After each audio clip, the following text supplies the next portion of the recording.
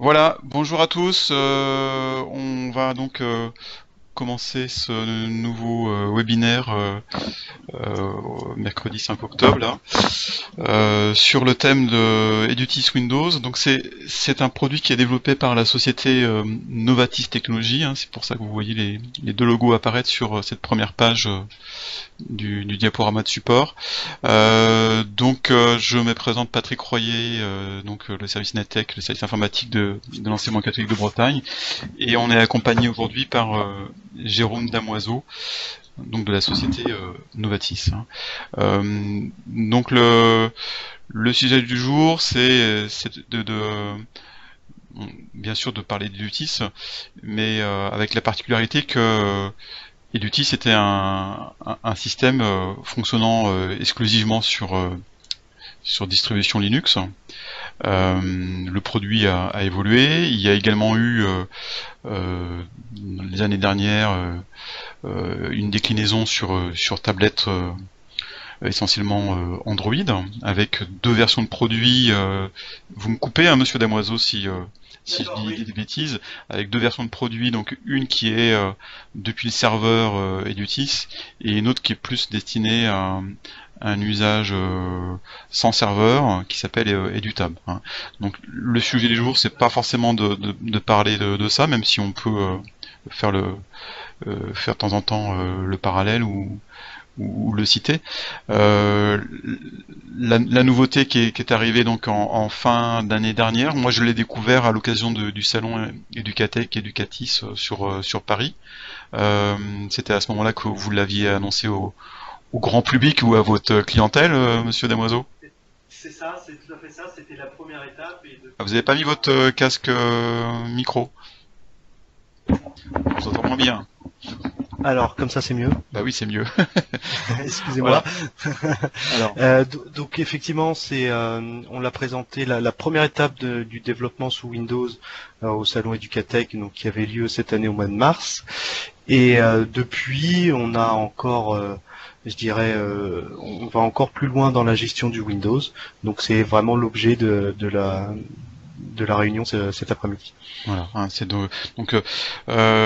qu'il faut expliquer peut-être pour le périmètre breton, c'est que donc Novatis, on vous connaît depuis un Depuis petit nombre longtemps, d'années, puisque c'est on a ça. retenu en fait la solution Edutis sur Linux comme système réseau dans une centaine d'écoles de Bretagne sur trois départements. Le Finistère n'est pas rentré dans ce plan.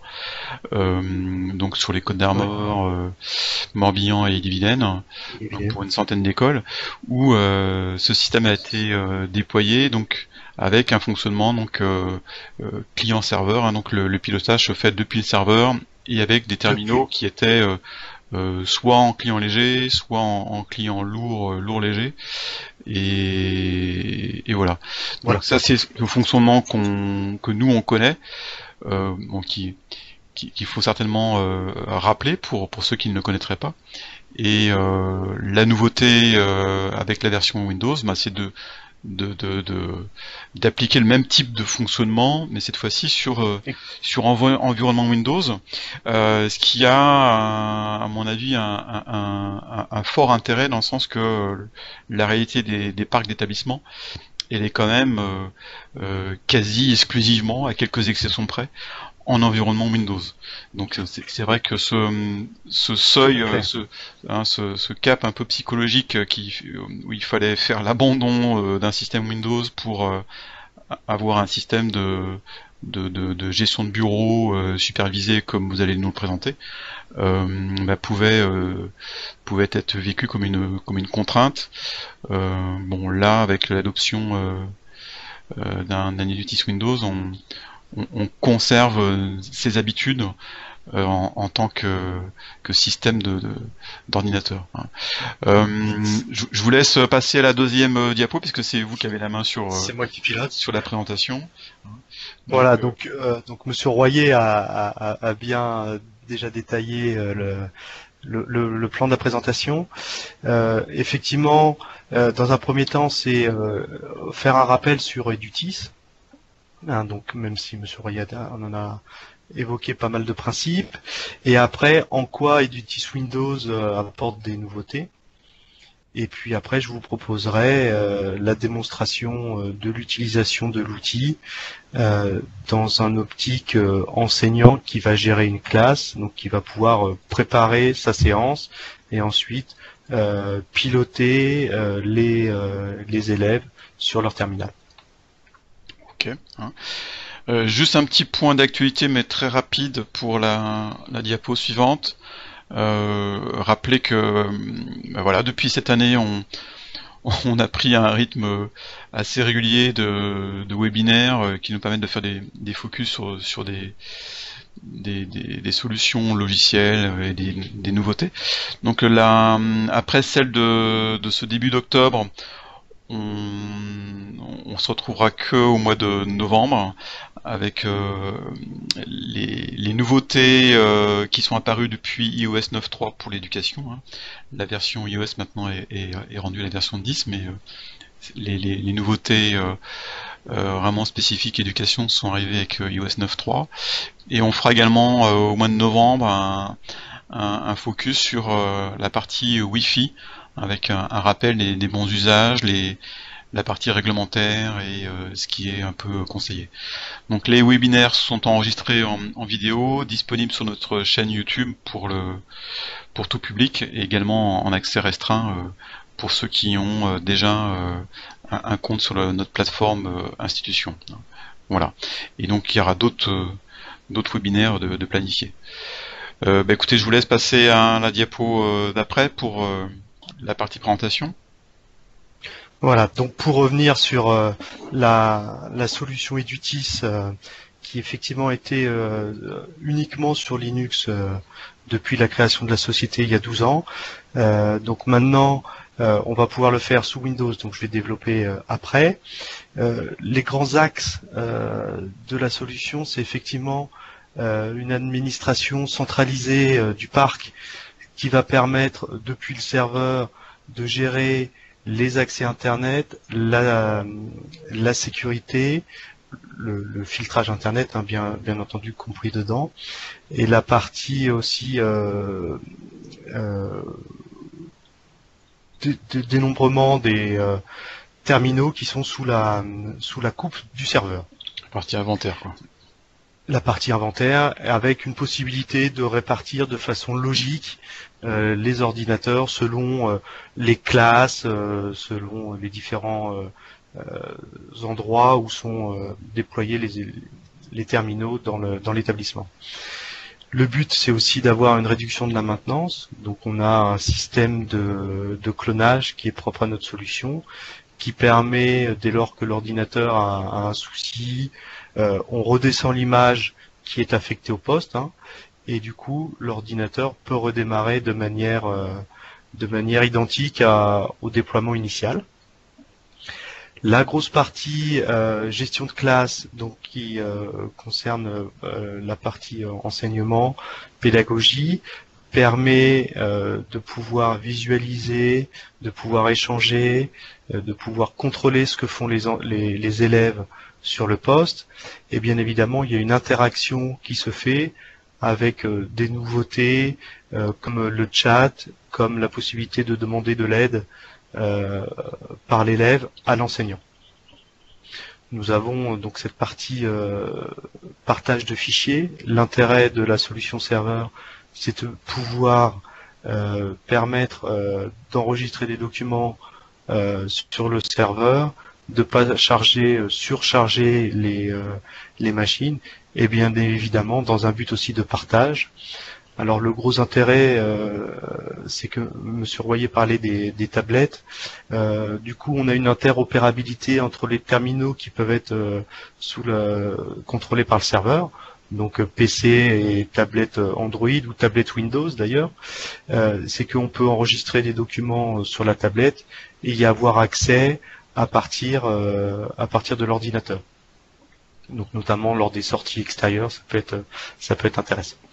Et donc la partie sécurisation, alors j'en parlais un peu au niveau internet, donc c'est vraiment la sécurisation de tous de tous les accès Internet, de tous les accès aux paramètres de l'ordinateur ou de la tablette.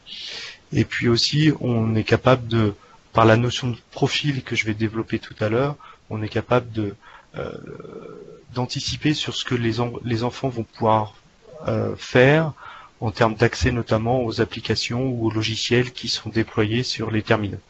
Voilà, c'est ça. Le principe, c'est donc on est capable de définir un environnement bureau, que ce soit sur un ordinateur comme on le connaît habituellement, et je ne sais pas si on parle de bureau sur un périphérique tablette. L'écran, oui. L'écran, on va dire bureau, mais on décline la même procédure où on va mettre à disposition ou pas certaines applications, on autorise ou pas certaines applications ou logiciels par rapport à un cours, par rapport à une classe, ou par rapport à un instant T, ou par rapport à un groupe de travail. Donc, ce qui veut dire qu'auparavant, on a créé un référentiel applicatif ou logiciel qui est diffusé sur tous les terminaux, et ensuite, au travers de ce référentiel, on pioche dans ce référentiel les applications auxquelles on veut donner accès aux élèves. Voilà. Okay. Donc ça, c'était les principes généraux. Donc maintenant, je voulais faire un petit focus sur la fonction enseignant. Donc j'ai commencé à le développer. Donc je vous ai mis une capture d'écran, ce qui permet de montrer que on a une visibilité sur tous les terminaux de la classe. Et donc on peut voir quasiment en temps réel ce qui est fait sur les terminaux. Donc je vous montrerai de façon plus précise tout à l'heure, mais on peut aussi avoir des informations sur l'état de la machine. Si on est sur des ordinateurs portables, on peut avoir l'état de la batterie, des choses comme ça, qui permettent d'anticiper au démarrage de la classe, de la séance. On peut pouvoir éviter un terminal qui n'a plus de batterie, qui provoque l'interruption de la séance. Là, au niveau de cette supervision, c'est à la fois sur des postes ordinateurs et tablettes dans le même écran. Alors, on peut faire de cette façon tous les terminaux, où on peut sélectionner terminal par terminal, où on peut créer des groupes aussi.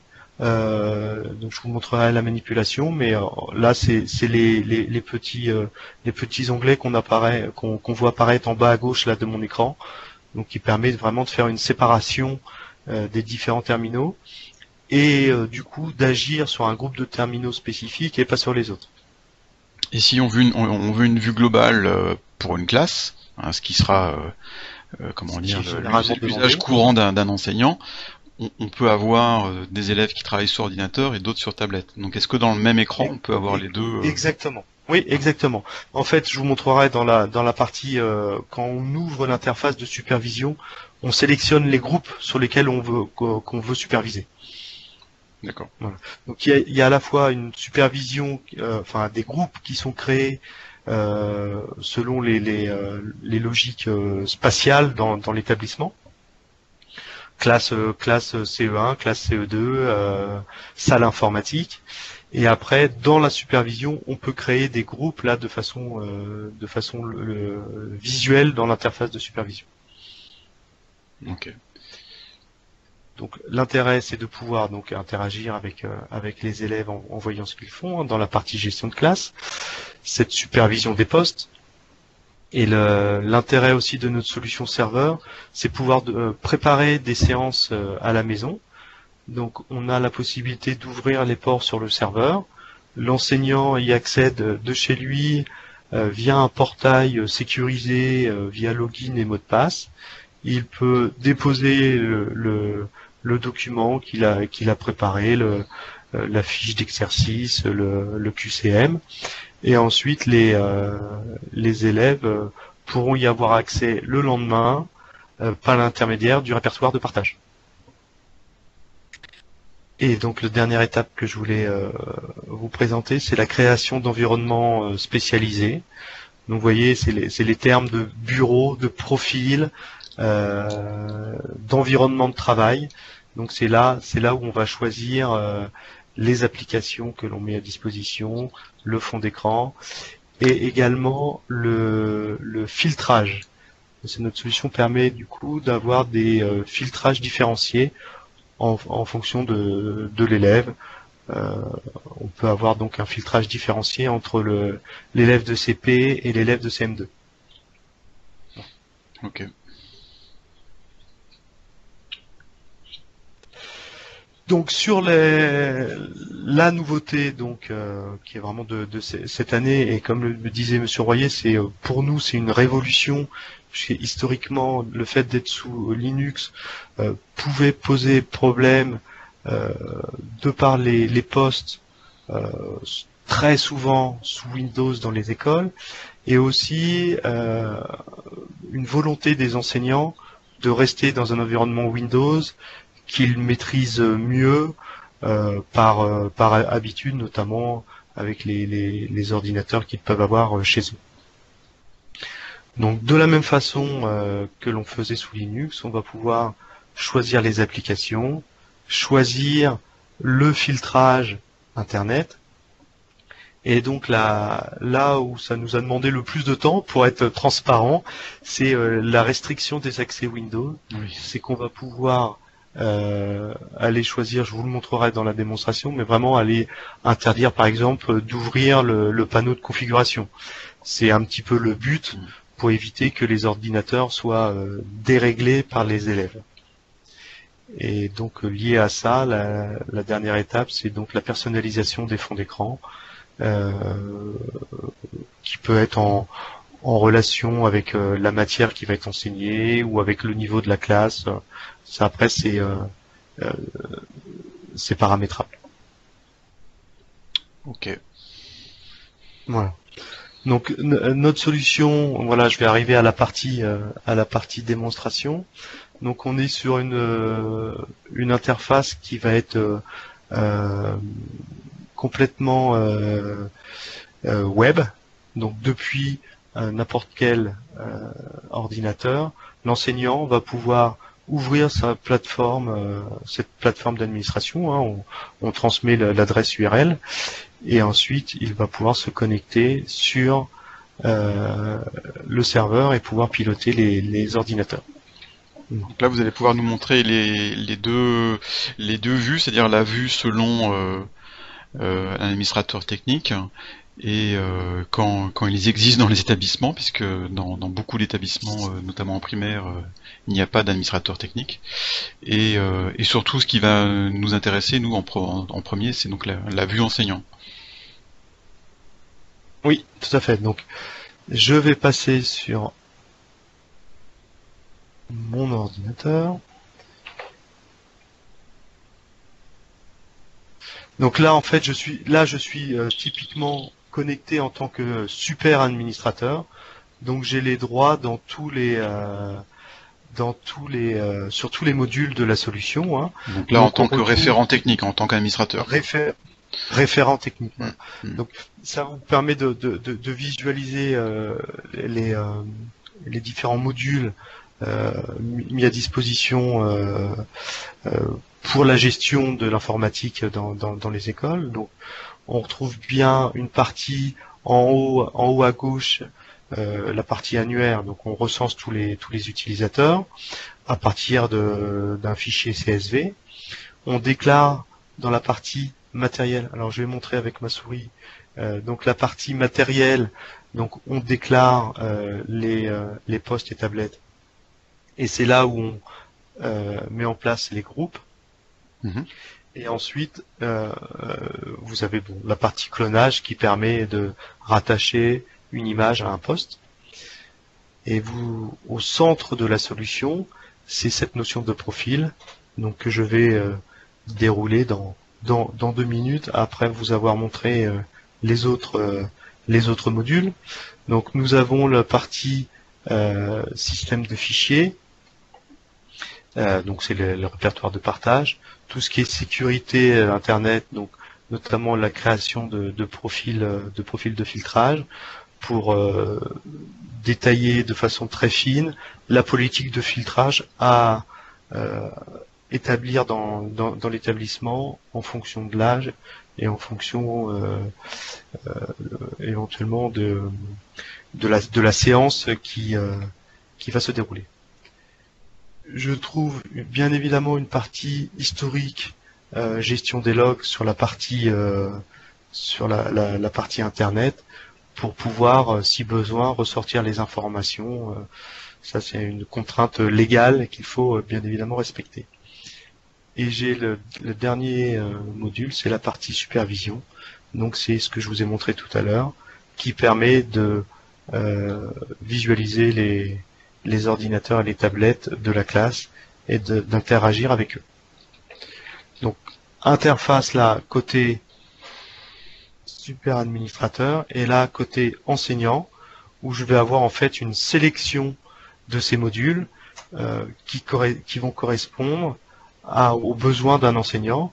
Donc j'ai la partie poste et tablette qui permet de voir sur lesquels je peux agir, la partie impression qu'on peut voir de façon annexe, et j'ai cette notion de profil où je vais pouvoir créer mes profils et donc préparer la classe. Et donc la partie supervision où je vais pouvoir donc déterminer sur quels terminaux je vais agir. Alors je vais repasser en super administrateur, ce qui me permet d'avoir tous les droits.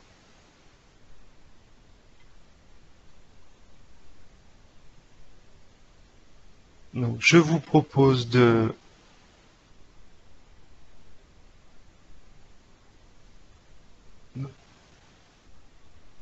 je me suis pas déconnecté.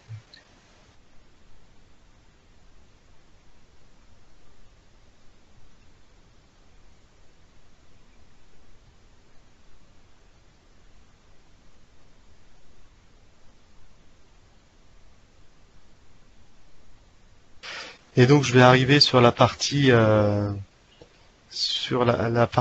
profil, et je vais vous montrer donc la création d'un profil Windows. C'est vraiment quelque chose qui est très simple, c'est des cases à cocher.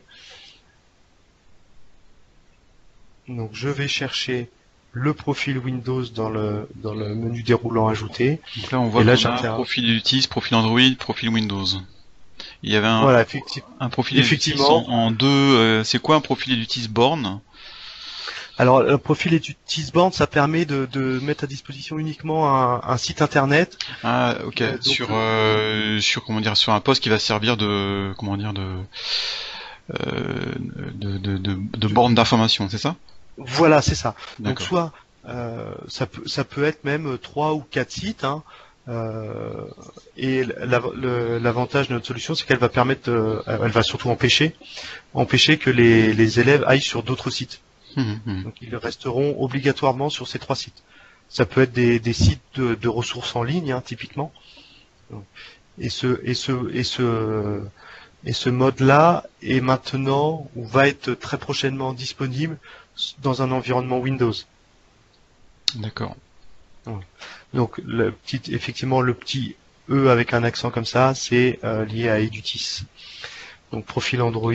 Mais on reconnaît le robot et le drapeau Windows aussi. Voilà. Si c'est pas un Windows 10, celui-là, ça c'est un. C'est un ancien. Oui. C'est un ancien. Alors, par rapport à Windows, donc comme je vous disais tout à l'heure, on peut gérer aussi les tablettes Windows. C'est la même technologie. Donc j'arrive du coup en cliquant dessus sur ajouter. Ouais. Je vous interromps parce que je réfléchis en même temps. Quand vous, le temps que vous me dites, j'entends tablette Windows. Donc là, on parle de Windows 10, bien sûr. Alors, en fait, on a effectivement développé sous Windows 10, mais en fait c'est rétroactif. Donc on a après comment dire démultiplié sur Windows 7 et Windows 8. Oui. C'est pas tout à fait les mêmes en sachant que technologies, donc le système quand même est nettement plus comment dire intéressant avec Windows 10 sur tablette. Hein. Oui. Ouais. Oui. Bon, après, l'existant dans les établissements est quand même très peu avec des tablettes Windows. Ça commence à susciter un intérêt, surtout depuis Windows 10. Donc, on verra dans les mois et années prochaines si ça prend sur Windows. Ok, je vous laisse continuer.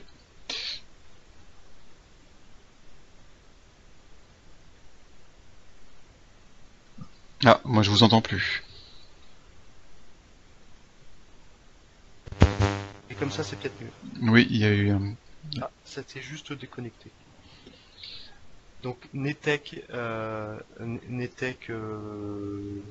CP par exemple. Je vais donc choisir mon profil de filtrage que j'aurais fait auparavant. Donc je peux mettre élève par exemple. Je peux décrire de façon plus précise profil pour CP sciences par exemple. Mhm. Et ensuite j'ai la possibilité d'aller chercher une image. Donc là je vais directement chercher sur mon ordinateur l'image que je souhaite. Hein, donc j'ai par exemple une école. Hein, donc je vais pas. Si je vais mettre, mais alors qu'est-ce que je peux mettre de cela?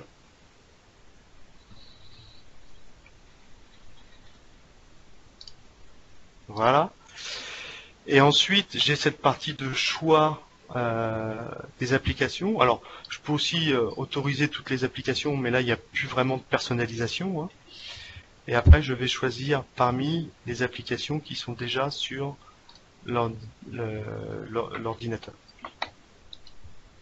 Donc, vous avez vu par rapport à cet été, là, on est capable de remonter ce qu'il y a sur le poste pour pouvoir, c'est une aparté pour Monsieur Royer, pour récupérer les applications déjà installées. Donc, je choisis les applications et ensuite, là, je vais vraiment aller rentrer dans le système Windows. Donc, désactiver l'extinction, désactiver le verrouillage éventuellement. Alors ce que je prends comme exemple souvent, c'est désactiver le panneau de configuration. Donc l'élève n'aura pas accès aux paramètres de pouvoir désinstaller des programmes, des choses comme ça. Je peux, dans la barre des tâches, je peux masquer les notifications par exemple. Je peux aussi empêcher d'avoir le clic droit sur la souris. Et ce que je peux montrer aussi, c'est spécifiquement sous Windows 10, où là je vais aller chercher, je vais aller travailler sur Cortana en fait, qui parfois peut prendre un petit peu de place. Hein. Donc c'est là j'ai la possibilité de complètement le masquer, d'afficher seulement l'icône ou d'avoir une zone de texte et on peut paramétrer après la taille de la zone de texte de Cortana. Et donc là, je sauve mon, mon profil, donc je le retrouve ici, et je retrouve un petit peu comment il est fait, combien d'applications j'ai dessus, quel profil de filtrage s'applique sur ce profil, et puis qui a créé le profil. Et donc la grande force de la solution Edutis, c'est que après, je suis capable euh, de façon instantanée de modifier donc le paramétrage du poste. Donc c'est cette notion de profil. Donc je sélectionne un poste ou je sélectionne un groupe pour y appliquer un profil que j'ai défini au préalable. Voilà, donc ça, alors ça c'est possible tout complètement. Hein. Après, c'est là où il faut faire attention, c'est quand il y a un accès internet sur le profil, puisque après, si j'envoie le profil sur le poste, il y a plus on ne sait plus qui est sur le poste. Donc on peut pas gérer les logs comme comme il convient de faire. Donc, dans ce cas-là, dès qu'il y a Internet, il vaut mieux que les élèves se connectent. Mais c'est très utile pour des classes de CP, des CE1, qu'un login mot de passe, ça peut être un peu compliqué pour eux. Donc du coup, on peut appliquer ce profil. Oui. Et s'il y a besoin Après, d'avoir un accès Internet, on met uniquement un profil avec un site. Et ils vont que sur un site. Et comme ça, c'est complètement sécurisé. c'est ça, hein. Les usages, évidemment, entre le primaire, le secondaire, ne sont pas forcément les mêmes. Et en effet, l'usage authentifié qu'on va avoir classiquement sur un parc informatique en collège-lycée, on n'aura pas forcément ce souci-là en école primaire. On sera plus dans, euh, dans un usage qui doit être le plus simple possible et Oui. sans forcément une notion d'utilisateur authentifié. Alors c'est ça. Donc en fait, ce que l'on fait, c'est qu'on fait des mots de passe génériques avec autorisation de multisession, Ouais. par exemple. Donc ça peut être CP1, CP1 en login mot de passe et tout le monde tous les enfants peuvent s'authentifier. Ou alors j'envoie le profil. C'est comme l'enseignant souhaite. En fait. Et après c'est toujours, ça permet aussi d'apprendre aux élèves à s'habituer à cette identification mot de passe qui est maintenant partout dès qu'on utilise la technologie. Oui, oui, c'est complètement. Je dirais, ça fait partie du programme, hein, de sensibilisation par rapport à l'identité, à la sécurité, de pas communiquer son mot de passe à son voisin et de pas laisser non plus son poste connecté et d'avoir une usurpation d'identité. Enfin bon. Ok. Alors, je vois une question qui est posée en même temps sur le chat. Tous les enseignants doivent être superviseurs pour pouvoir faire ces réglages. Non, bien sûr, c'est peut-être un peu le tort de s'être connecté en super admin. Oui. Parce que là, vous avez pris évidemment le profil le plus souple, large pour vous, mais les enseignants sont à même de fabriquer eux-mêmes le profil élève, comme on vient de le voir. Et surtout, ce qui est important, c'est la notion de profil, elle est primordiale dans notre solution, mais surtout, elle est faite au démarrage du déploiement de la solution. Et après, on crée pas forcément un nouveau profil, On va mais la modifier. on va pouvoir le modifier au fil de l'eau, en fait. Hmm. Donc là, pour vous montrer comment je pilote le poste Windows, en fait, j'ai pris la main en double-cliquant sur le poste 007 et je le visualise en grand, donc ce qui vous permet de le voir un petit peu mieux. Et là, vous pouvez constater que c'est moi qui ai la main, donc je peux Interagir avec le poste directement, voilà, ça c'est s'il y a besoin. s'il y a besoin. Voilà. Par exemple, pour montrer à l'élève comment enregistrer sur le répertoire de partage. Ok. Donc là, c'était surtout pour vous montrer. Et donc je vais vous du coup mettre le profil que l'on a créé. Alors il est normalement connecté.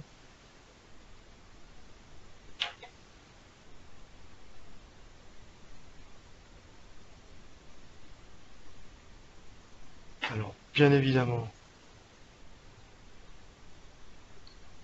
Là, on a vu une petite bulle qui indiquait le profil peut être déployé uniquement si il y a un utilisateur de connecté sous le poste, c'est ça? Voilà. Alors en fait, c'était au démarrage, en fait, on ne pouvait qu'envoyer un profil sur un poste qui était déjà connecté. C'est plus le cas? Maintenant, on peut, à la connexion, il y a le profil associé qui se déploie. D'accord. Donc là, je me suis juste. Parce que sur Linux, c'est ce qu'on connaissait, hein. Oui. Hmm. Parce que s'il faut que les élèves se connectent en premier sur les postes pour par la suite y appliquer un profil, ça me paraît un peu lourd. Non, non, non, c'est pas ça, c'est pas ça. C'est pour ça, depuis le mois de mars et depuis cet été, enfin tout au long de notre arrivée sur la gestion du Windows, on progresse et on va de plus en plus loin dans la gestion du post Windows. Et donc, pour vous donner un exemple, maintenant, on est capable, comme on faisait sous Linux, de complètement nettoyer l'ordinateur de l'usage précédent qui en a été fait. Donc là, vous pouvez constater, j'en profite, là je viens de me connecter sur le poste, sur le poste. Donc là, je suis sur un poste, vous voyez, il y a 12 étapes, hein. Et là, le profil s'est déployé. Donc il y a une première phase d'authentification, j'arrive sur un premier écran et automatiquement le poste se met en place. Le profil se met en place.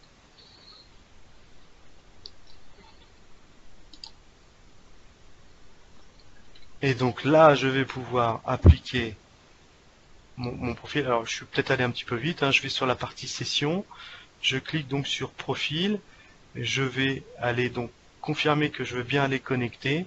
Je vais chercher le profil que je souhaite. Donc NetExCP, hein, que j'ai fait tout à l'heure. Et donc je le connecte et automatiquement vous allez pouvoir constater que l'environnement de travail, donc le bureau, l'écran se modifie.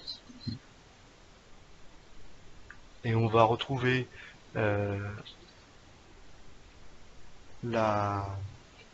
l'écran que j'avais fait. Voilà, donc on retrouve un fond d'écran. Le fond d'écran que j'avais choisi tout à l'heure, les applications. Les applications et ressources qui sont limitées à celles qu'on a définies. Voilà, exactement.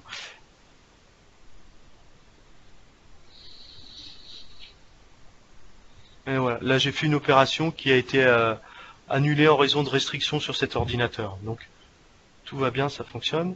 Je voulais vous montrer surtout la partie panneau de configuration. Donc là en fait, je vais sélectionner sur la partie paramètres et donc j'ai pas accès. Et la partie autre spécificité que j'avais mis tout à l'heure, la partie Cortana ouais. se retrouve juste ici. Donc il n'y a pas de barre il n'y a pas de zone de texte. Donc si vraiment je veux y aller, il faut que je clique dessus et après j'ai accès à Cortana. Il y a d'autres choses. Alors la partie aussi du Windows Store qui permet d'être bloqué aussi. Alors notamment sur les tablettes. Ça attire l'élève pour qu'il aille cliquer pour voir ce qu'on peut faire là, ceci, cela. Donc c'est pareil, ça c'est bloqué. Donc il n'y a pas d'accès au Windows Store. C'est le but aussi.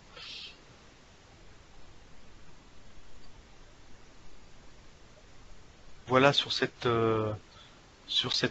partie. Donc sur j'ai profité d'avoir vu sur les ordinateurs et sur notamment l'ordinateur sous Windows. Donc il y a des fonctionnalités comme sous Linux, la possibilité d'éteindre et de redémarrer les postes. Donc là c'est intéressant, notamment plus on a d'ordinateurs, plus ça fait gagner de temps, hein, bien évidemment. Et économiser l'énergie quand les postes restent allumés. Voilà, voilà. Donc c'est aussi quelque chose qui est même programmable via le serveur, hein. Donc ça peut être démarrer le matin à 8h20 et puis éteint le soir à 16h30. Après ça dépend comment sont faits les usages, si les usages sont réguliers dans l'établissement. Donc en termes d'échange, alors on a là cette partie contrôle, donc prise en main de l'ordinateur, et on a cette partie chat qui actuellement là n'est pas disponible, va l'être normalement au mois de novembre, c'est-à-dire que l'enseignant va pouvoir l'enseignant va pouvoir, j'ai un téléphone qui sonne à côté de moi, excusez-moi. Euh, L'enseignant du coup va pouvoir envoyer des directives à un élève ou à un groupe d'élèves. Donc des directives pour ouvrir telle application ou ouvrir un document et puis répondre par la tablette, à voir après comment c'est organisé. Et par cet intermédiaire, on peut aussi poser une question à un élève ou à un groupe d'élèves. Quelle est la hauteur du Mont Blanc? Et chaque élève peut répondre et l'enseignant verra les réponses de chacun. J'ai la possibilité de ramasser des documents et même chose, pour les ramasser, il faut auparavant les avoir distribués. Donc là aussi, c'est quelque chose qui va être disponible comme le chat sur le mois de novembre. Le but, c'est de distribuer euh, un questionnaire, l'examen, quoi, ou le devoir sur table. Et ensuite, l'enseignant va pouvoir le ramasser. Du coup, l'intérêt, c'est que on peut faire, c'est une requête que l'on fait. Donc, on peut chercher selon le nom. On peut chercher le type. Donc, si c'est audio, si c'est un document, une image, un PDF, une vidéo. On peut aller chercher directement une extension. Mhm. Et puis après, la chose la plus simple, c'est aussi on peut aller chercher les fichiers qui ont été modifiés depuis une heure. D'accord. Quand un fichier, bon, peu importe lequel, est distribué, donc il est distribué sur comment dire, sur un ensemble de postes Alors, sur lesquels l'élève doit être doit ou ne doit pas être authentifié. Enfin, ma réflexion c'est quand vous distribuez un document à une trentaine d'élèves, l'enseignant les récupère comment comment il va différencier que le document a été provient de alors, l'élève Jean, de l'élève Pierre, de l'élève Sabrina dans, dans les, dans, dans les deux cas, que ce soit un profil ou que ce soit identifié personnellement, il pourra ramasser les documents. Par contre, effectivement, si l'élève est identifié, il saura quel document correspond à quel élève. le nom est associé directement au Voilà. document, c'est ça? En fait, alors, euh, bon, j'ai pas envoyé de document, mais je peux. Là, ça va être un peu des. En fait, il y a c'est comme c'est une archive compressée en fait. Et le nom de l'archive compressée, c'est l'identifiant de l'élève. C'est ça. Comme ça. Ok. Voilà. Donc le seul cas qui peut poser problème, c'est quand l'élève n'est pas identifié. Quand l'élève n'est pas identifié. Ok. Ou là, c'est le nom du poste, peut-être, qui est associé au document. Exactement. Exactement. Donc, c'est Ok. ce qui facilite un peu la recherche après. Très bien. Après. Alors, sur toujours dans la partie échange entre élèves et enseignants, j'ai la possibilité d'un échange à partir de l'élève, c'est-à-dire c'est la partie demande d'aide. Donc j'ai ici la possibilité de demander de l'aide. Donc l'élève voit bien qu'il a demandé son aide et le poste correspondant à l'élève est indiqué en rouge.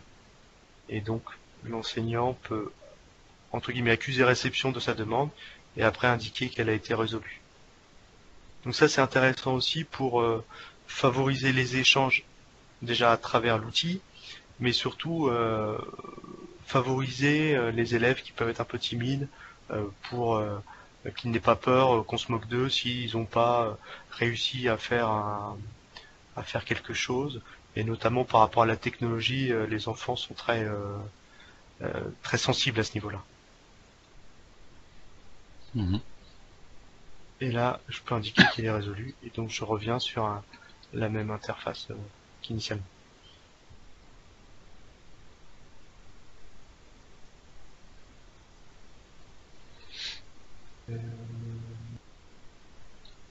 Alors là, ce que je peux vous proposer, c'est de faire un petit focus sur le système de fichiers et les parties sécurité, puisqu'il nous reste un petit peu de temps. Donc l'intérêt, le système de fichiers, c'est qu'il est vraiment très simple, c'est-à-dire qu'un enseignant peut parfaitement créer ce répertoire de partage. Donc je vais aller chercher, euh, je vais ajouter, hein, comme pour les profils, je vais donner un nom qui pourra être STP. Je le sauve. Ensuite, il apparaît toujours en première ligne et je vais gérer les accès. Donc, je peux gérer les accès par groupe. Donc là, on retrouve le groupe classe que l'on peut faire en fonction des utilisateurs ou donner un accès à l'utilisateur. Par exemple, l'utilisateur Jérôme, je le sélectionne, je clique ici, donc je lui donne la partie accès. Donc automatiquement, il a accès En lecture. en lecture. Et après, je peux cocher la case pour cette partie écriture, pour déposer son examen sur le répertoire de partage. Voilà, c'est mieux de l'avoir en écriture. Et ensuite, et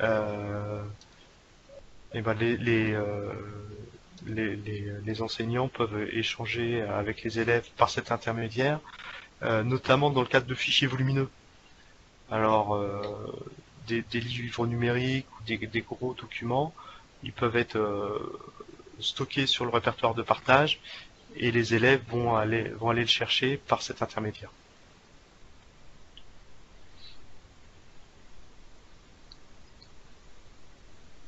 Et donc euh, la notion de filtrage, alors elle est conforme aux prérogatives de l'éducation nationale au sens large, avec notamment les listes noires et blanches de l'Académie de Toulouse.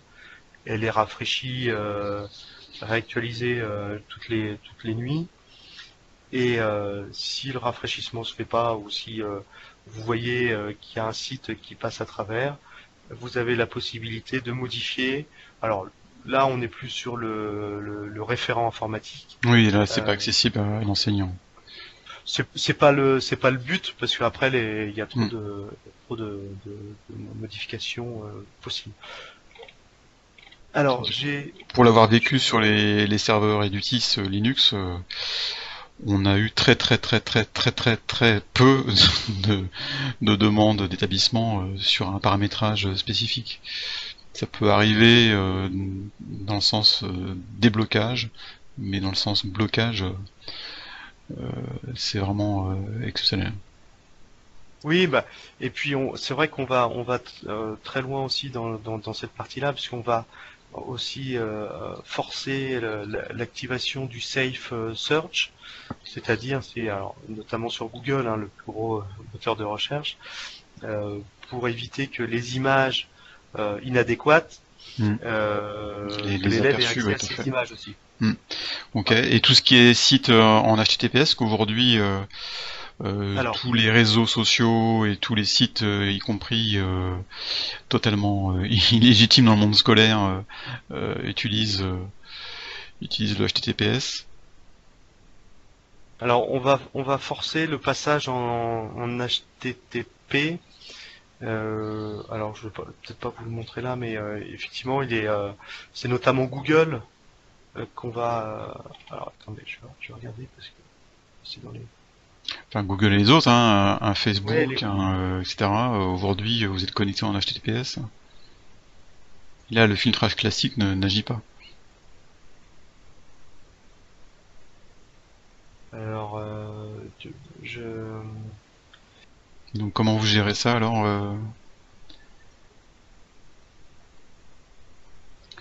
Là, on rentre un peu dans la cuisine Voilà, je technique suis là. dans la. Voilà, c'est ça, dans le serveur. Là. Alors, j'ai un doute parce que je sais qu'on le fait sur Google et même sur YouTube, parce que maintenant YouTube c'est presque le deuxième moteur de recherche. Hmm. Mais sur les autres sites, je ne voudrais pas vous induire en erreur et je suis pas sûr de la réponse. Bon bah écoutez, il vaut mieux ne rien dire à ce moment-là Voilà. et répondre ultérieurement. D'accord. J'ai aperçu des choses que je ne connaissais pas sur le bureau administrateur là. J'ai vu une notion d'atelier, je sais pas à quoi ça correspond. Alors là on est généralement on est en dehors du monde de l'éducation et c'est un autre des axes de la société, hein. On est sur l'éducation et la culture. Oui, Donc donc culture au sens ça vous déployez votre solution dans les médiathèques, les bibliothèques, c'est ça, hein. voilà. Ok. Voilà, tout ce qui est MJC aussi, enfin dès lors que les ordinateurs ou En les accès tablettes sont libre. libre service. D'accord. Voilà. Et donc en fait, c'est la création d'un atelier type formation, donc par exemple formation bureautique, et il est possible de créer l'atelier, de gérer le nombre de participants, dans quelle salle il va se dérouler, le nombre d'intervenants, et derrière surtout le lien avec Edutis, il se fait par le fait que on va bloquer l'accès aux ordinateurs sur la période de l'atelier. Et si par exemple l'atelier a lieu à 11 heures, si quelqu'un se connecte lorsque c'est possible sur un créneau libre, il se connecte 15 minutes avant, il va avoir un petit message qui va lui dire atelier programmé sur cet ordinateur dans 15 minutes. Et il y aura une déconnexion automatique euh, à 11 heures. Voilà le principe. Donc on est un petit peu en dehors Oui. des établissements scolaires. Mais après, ça peut être valable dans certains cas, hein. D'accord. J'ai également entreaperçu un lien ou une fonction hotspot. Ça, c'est quelque chose qui peut concerner beaucoup d'établissements sur les accès Oui. Wi-Fi. Est-ce que vous pouvez nous dire deux mots là-dessus? Alors, le but du hotspot, Voilà, c'est c'est le petit bandeau orange, là, hotspot. donc le but du hotspot, c'est de pouvoir accueillir n'importe quel type de matériel, téléphone, tablette, ordinateur portable. Donc, ils vont pouvoir se connecter sur le Wi-Fi. Donc, il faut qu'il existe un Wi-Fi dans l'établissement, hein, bien évidemment. Et automatiquement, lorsque l'utilisateur va lancer un navigateur, il va être orienté vers un portail qui va nécessiter une identification, même principe login mot de passe. Donc, soit c'est quelqu'un qui est déjà Dans référencé l'établissement, ok. dans l'établissement, donc comme ça il se connecte sans problème. Après, il y a une possibilité d'une auto-identification, enfin auto-inscription, où on active ça sur le serveur et ça permet d'envoyer des codes via SMS. Et le principe après, c'est de pouvoir l'administrer en mettant des conditions, une page d'accueil, des conditions d'utilisation, et puis bien sûr les horaires, puisque que ce soit dans le domaine de la culture ou de l'éducation, il y a toujours cette problématique de limiter le Wi-Fi. Donc c'est-à-dire que le Wi-Fi et le hotspot sera accessible uniquement sur les horaires, alors généralement les horaires d'ouverture. Après, ça peut être des plages qu'on a que l'organisme, que la structure souhaite mettre en place et éviter que il y ait des personnes qui se connectent en étant à l'extérieur de l'établissement, ce qu'on voit généralement régulièrement au pied de certains offices de tourisme, par exemple, on voit des gens qui sont connectés le soir, des choses comme ça. Ok, d'accord. Voilà. Très bien. Oui, il est 55. Est-ce que il y a des derniers points à aborder sur Editis Windows? Je ne sais pas si les quelques invités en live ont des questions complémentaires à apporter, hein.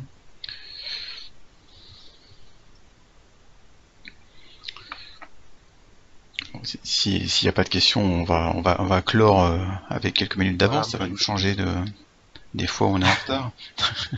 Voilà. On a fait le tour, monsieur Damoiseau? Moi, oui, j'ai fait le tour. Pour, Ok. donner, Bah écoutez, je vais peut-être reprendre la main sur la présentation. Alors, il faut que je vous donne le contrôle. Hop. Voilà. C'est Voilà, je suis en train de reprendre la main. Hein. Donc, on rappelle que donc les documents et les liens sur la vidéo de la réunion sont présents sur le site de Netech. Vous voyez sur cette dernière diapo mon contact est celui de Philippe Renaud qui ne peut toujours pas présenter le webinaire avec moi, mon binôme habituel. Donc le contact de Monsieur Damoiseau s'il y a besoin d'autres informations et notamment sur le petit point sur lequel on n'a pas pu répondre aujourd'hui.